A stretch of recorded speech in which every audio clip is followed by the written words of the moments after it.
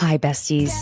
You've found your community bestie to share thoughts and opinions, recap the shows we love. Having too much fun. Bravo should be fun. And have piping hot gossip sessions about the celebrities and Bravo lebs we love, hate, and love to hate. He went on a podcast claiming he had a threesome with two women from the Real Housewives of Beverly Hills. Immediately, I was like, I wonder if it's Brandy and Carlton. I'm Caitlin Marshall, your pop culture and Bravo bestie. Allegedly allegations. And if you enjoy fun conversation between friends, listening to your bestie rant about shows we can't get enough of, plus enjoy a little bit of, well, ridiculousness. Oh my God. I'm sorry. There's a spider that is coming down. Hold on.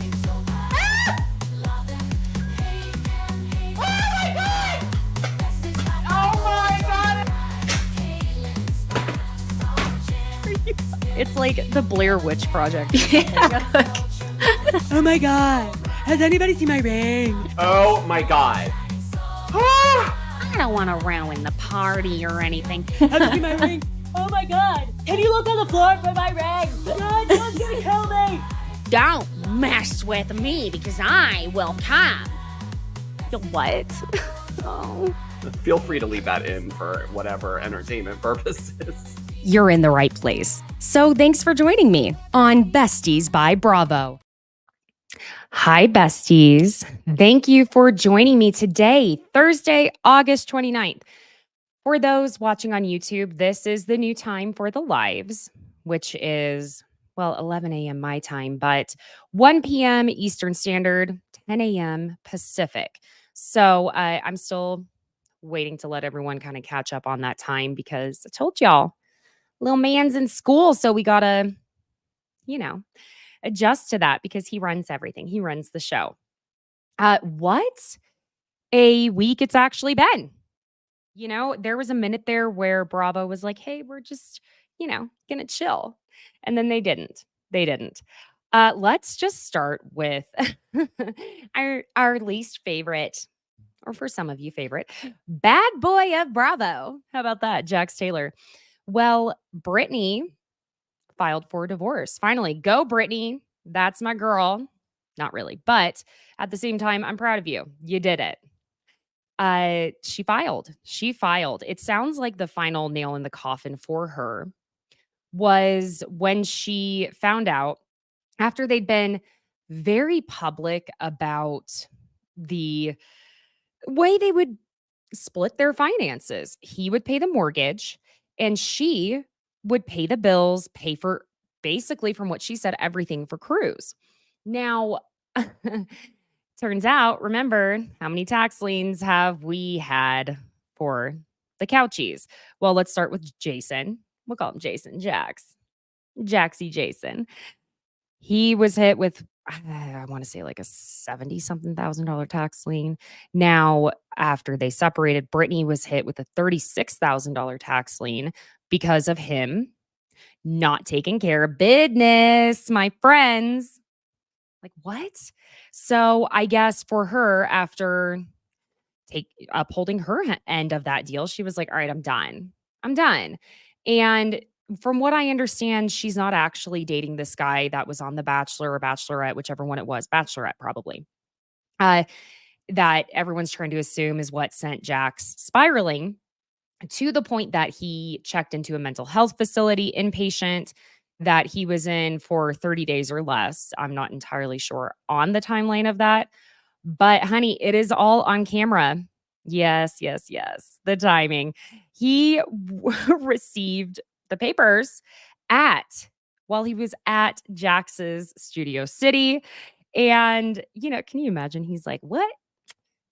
Is this a new flavor of Mama's beer cheese? Is she not communicating with me? So she's sending me this via, a courier?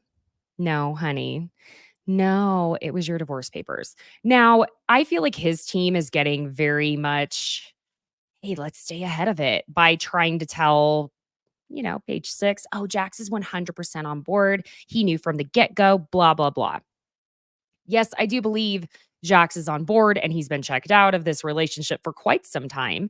But it's a very classic, sorry, but man move. Oh yeah, well, I said it first. Sure, I'm sure. From what I understand, Brittany is not interacting with Jax whatsoever, even while filming. And I find this interesting. From what it seems, Brittany won't film with Jax even. And now that we have Lala and Sheena as friends of on the Valley, which I'll clarify, yes, it was all caught on camera, Jax receiving these divorce papers. Uh, I wonder if Lala's gonna give Brittany the same amount of hell she gave Ariana for refusing to film with Sandoval. Maybe because she's not got the same type of paycheck riding on this one. Although, again, like I said the other day, it sounds like, you know, Sheena and Lala are earning more on the Valley as friends of than the main cast. But remember, on Bravo, the longer you're on, the more you make. It's a seniority thing. But maybe I didn't say this out loud. I think I made a video about this and saved it to my drafts on social media. You know, when you do so much talking like I do, you forget what you've actually said to people and not just in your head or to your phone. But I don't know how that translates when you're on a different show, but it also sounds like some of the cast on the Valley not too happy about it. And it also sounds like Janet is being the same bully is the word I am hearing thrown around. And it really seems like she's probably feeling, well, in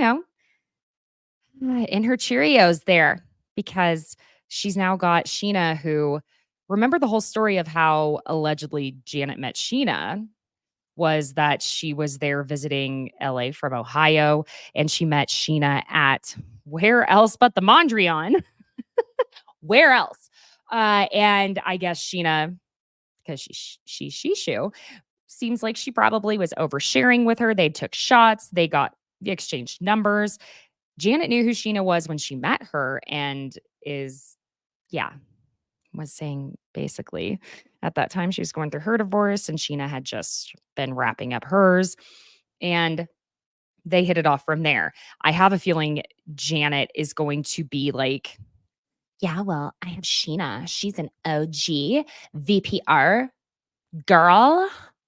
So, and it's going after Kristen, Janet, and Zach is not really it because like Giorgio and I like to say, Kristen is like our family. She's our crazy cousin that we can talk about her, but don't you do it. You know what I mean? Yeah, but one of the interesting parts in Brittany's filing when she filed for divorce was that she is seeking physical and legal custody of Cruz and open to visitation for Jax. That's a bold move, in my opinion. You know, if kids have both parents who want to be involved and are able to be, it's a pretty intense move to be like, no, I'm taking all the custody. And with that, I'm like, well, then why the hell is she the one in the Airbnb?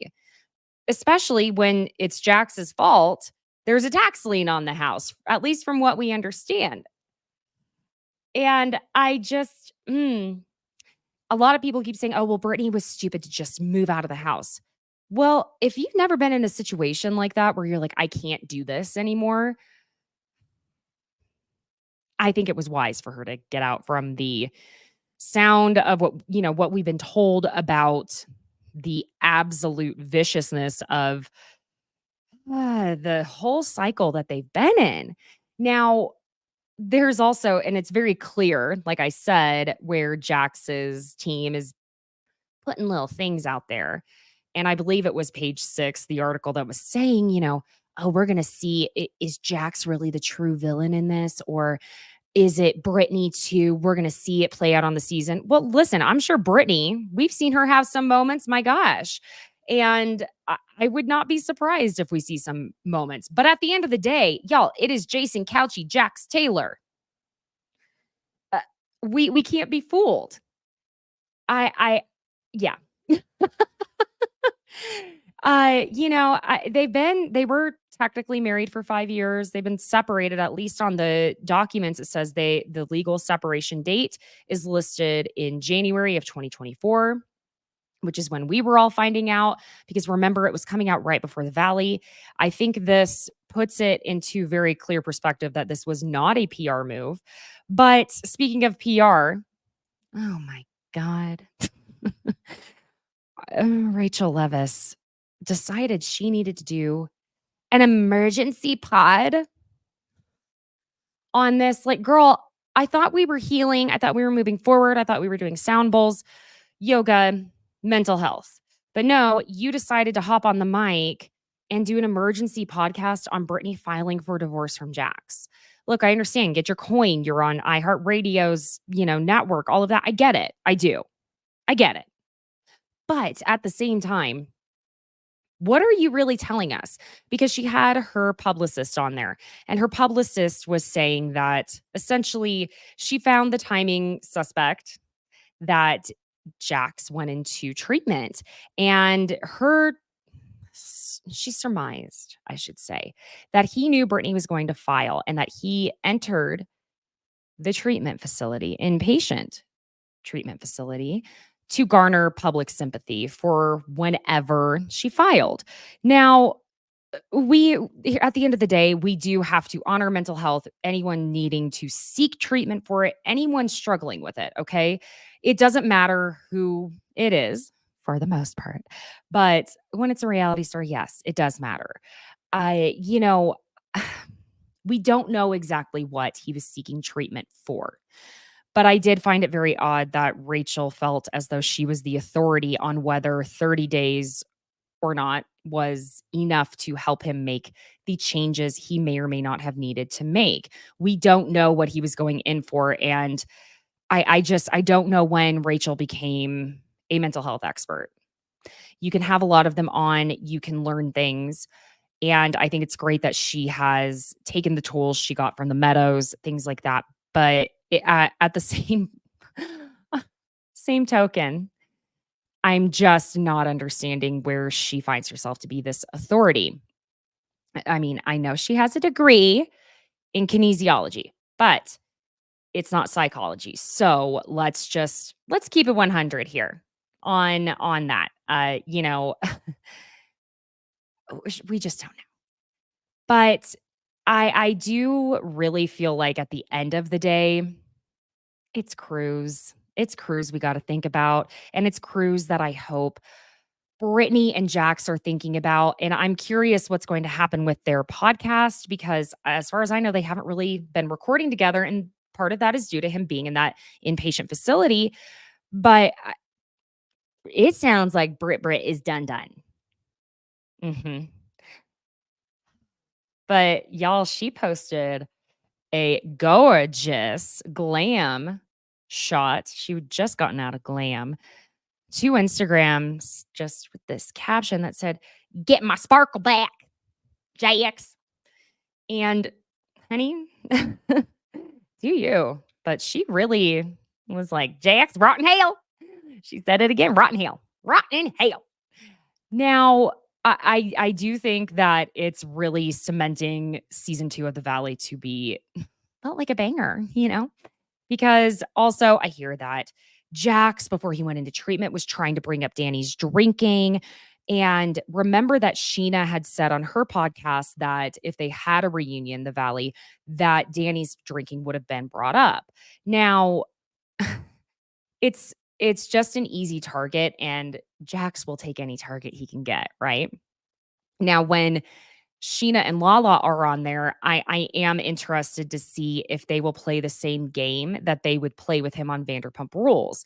And that means to me that, are they going to be expecting him to be accountable in the ways that they would try and kind of hold him accountable on Vanderpump Rules? Or are they going to be, just kind of bowing down to being like, "Well, he's the number one guy in the group and this is his show." Yeah. It's going to be interesting. Either way, y'all, I am tuning in. I am watching. I am doing all of it. All of it. Okay. Now we have to talk about Tom Girardi. Okay. Tuesday of this week, our least one of our least favorite estranged husbands. There are many, but the estranged husband of Erica Jane. Yeah, pop star turned housewife, housewife turned pop star. You know, he was found guilty in federal court for embezzling over $15 million from his clients. Yep, 15 million. Uh-huh. So rewinding this a little bit, we know he was like top dog legal world, okay? I mean, come on. Aaron Brockovich, the case against Pacific Gas and Electric that literally led to $333 million in settlement fees. Listen, that is a decent big claim to fame for Tom. Again, somewhere along the line, Tom went from legal hero to full-blown villain, and not the kind that we like to watch or love to hate. Okay. I'm being very kitschy today, excuse me. Now, this year, Tom's been found guilty of 4 counts of wire fraud. He used electronic communications, emails, phone calls, you name it, right? To steal money from his clients. And they were the clients that were seriously injured or had lost loved ones in tragic accidents. It's wild to me that you would go to court and fight for these people only to take their money. It's sick. But instead of, being that champion of the people that he was supposed to be, Tom was, in the words of U.S. Attorney Martin Estrada, a Robin Hood in reverse. And I mean, ugh. So, again, imagine someone who's already been through hell and back, and they find out that the attorney who was saying, I got you, it's okay, I'm protecting you, we're going to get you justice, instead helps themselves to your money. Tom's defense team, they really tried to pull every trick in the book, okay? They blamed his firm's CFO, Chris Kaman, and he's facing his own set of charges, okay? And they argued that Tom was just a figurehead who didn't really know what was going on, that his dementia or early onset Alzheimer's, which he did allegedly get a diagnosis of Alzheimer's. The prosecutors were just kind of like, no, we're not really buying it. But his team, Tom's team, argued that, the prosecutors argued that Tom was playing up his symptoms to dodge the accountability, and it seems that the judge agreed. He does have another case that's coming up in Chicago that is regarding, I believe, about $3 million, and that's for the victims who lived there. Now, during the trial, they heard quite a few heartbreaking testimonies from people who trusted Tom to fight for them. And really, he only ended up betraying them. So there's an Arizona woman whose husband died in a boat accident.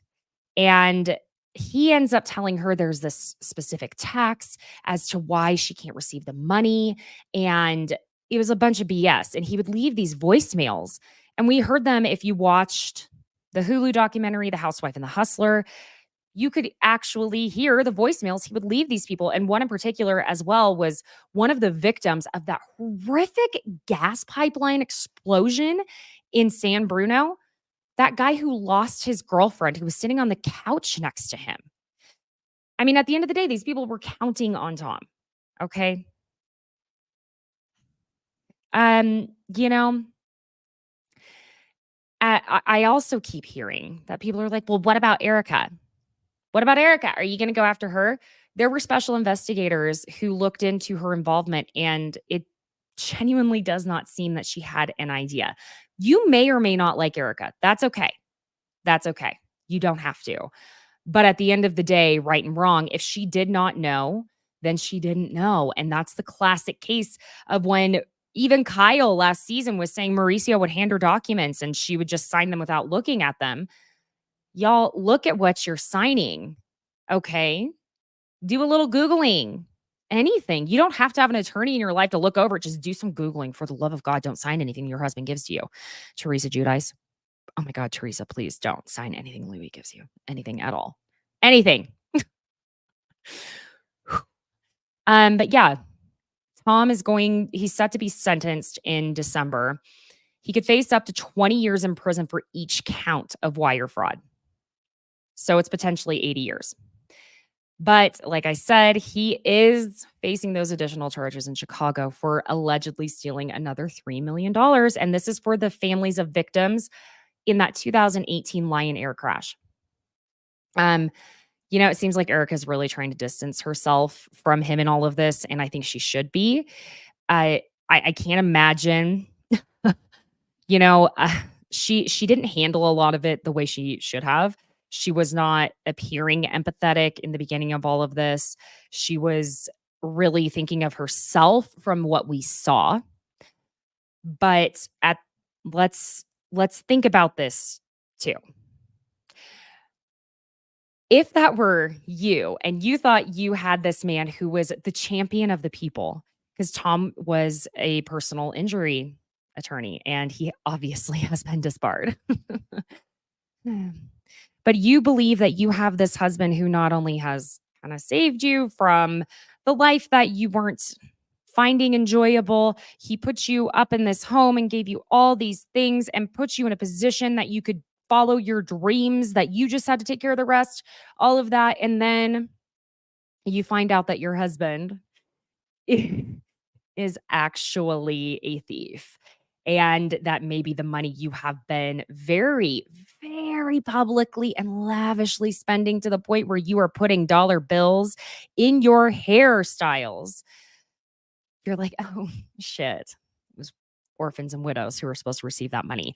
I would imagine that feeling is a pretty sickening feeling for you if you really didn't know.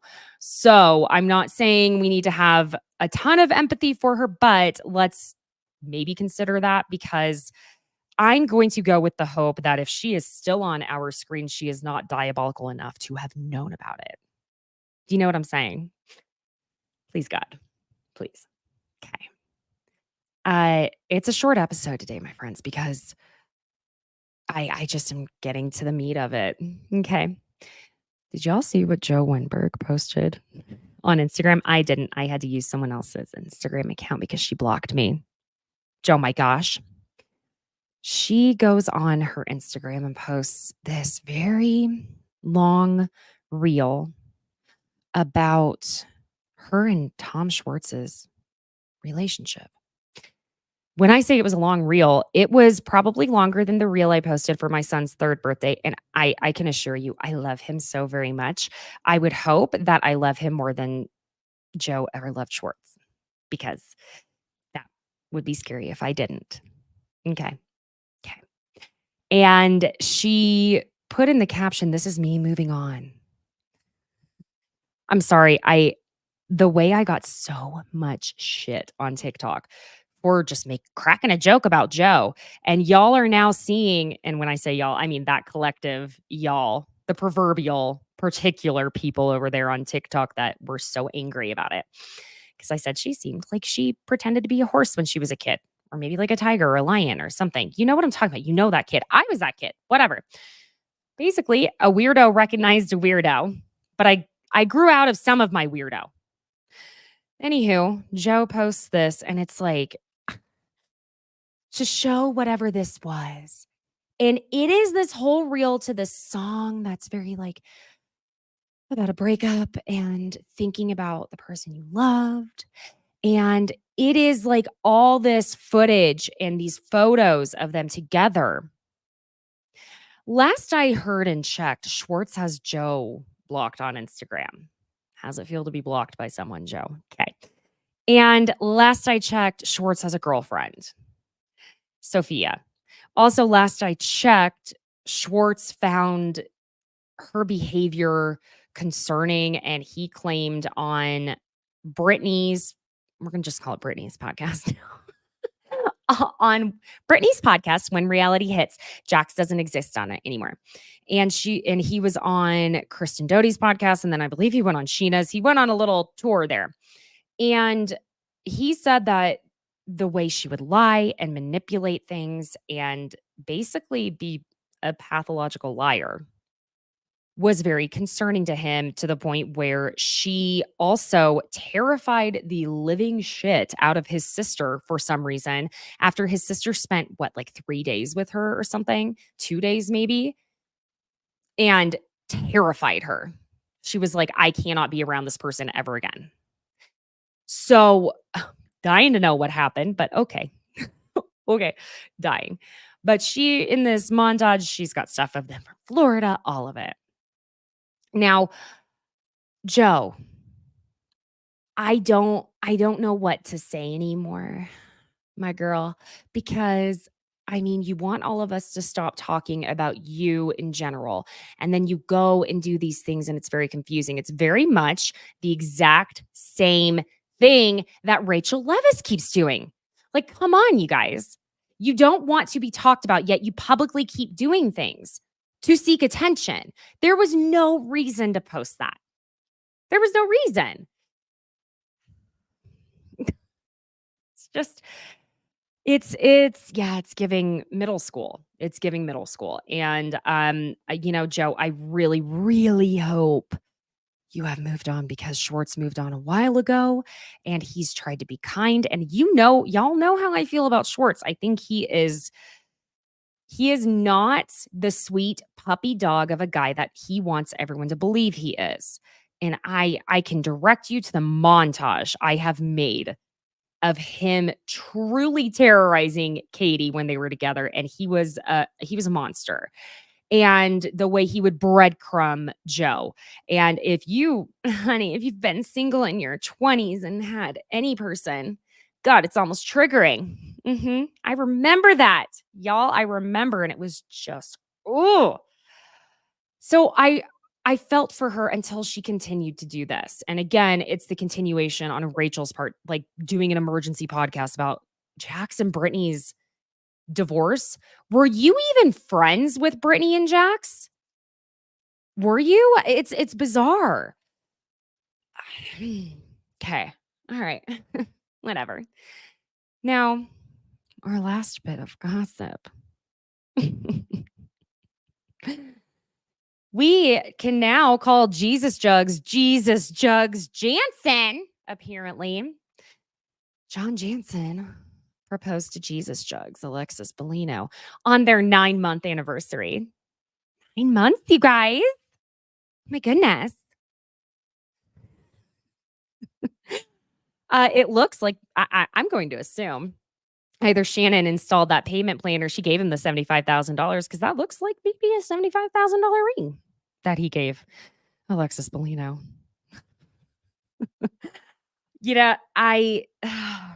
There is this part of me that for a moment I did feel kind of, I did feel bad, because the way people were going in on them in the comments, because at first I was like, oh my God, she turned off the comments. That's embarrassing. And then she left the comments up on her repost of People Magazine doing their, hey, Alexis Bellino and John Jansen are engaged.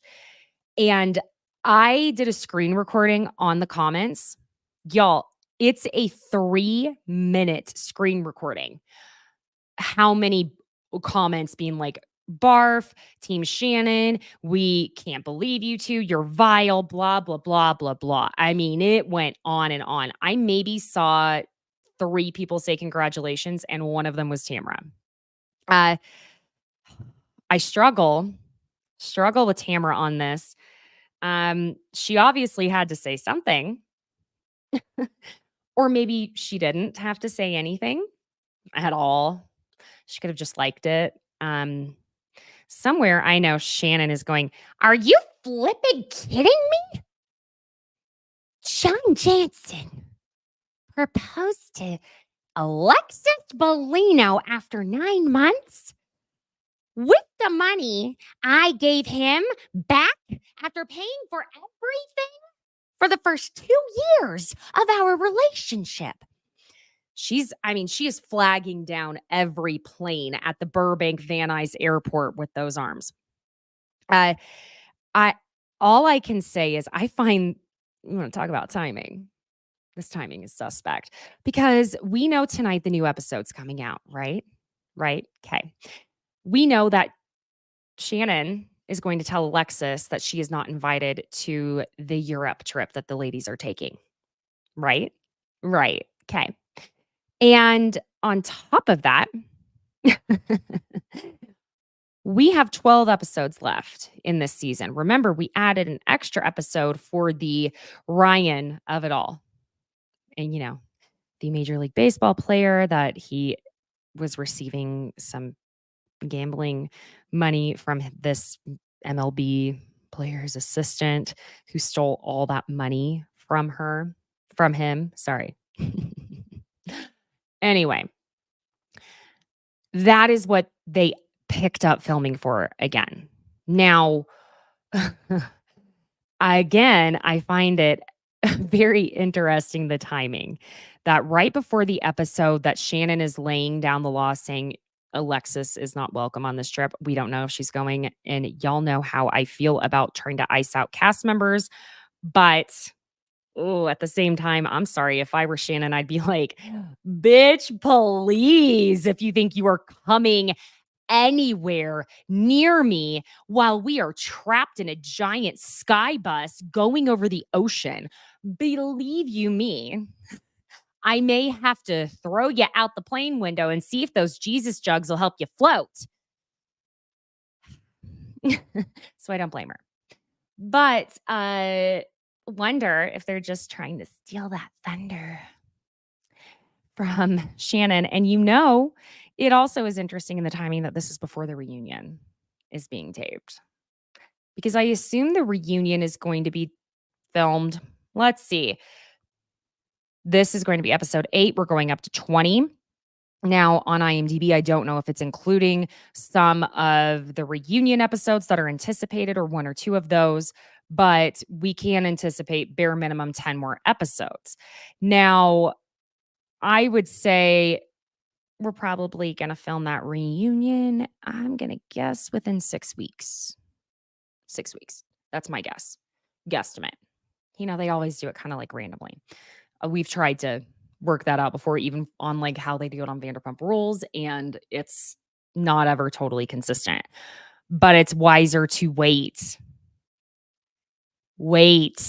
until the full season, almost the full season, has aired, so that viewer questions can pertain to what we've watched, because that's been like a big gripe of a lot of us fans is like, look, we would have been asking question XYZ if we had been able to see XYZ in the second to last episode before you posted. What are your questions for the Real Housewives or Vanderpump Rules or what have you reunion that's being filmed? So I really hope they're taking that under advisement. Okay.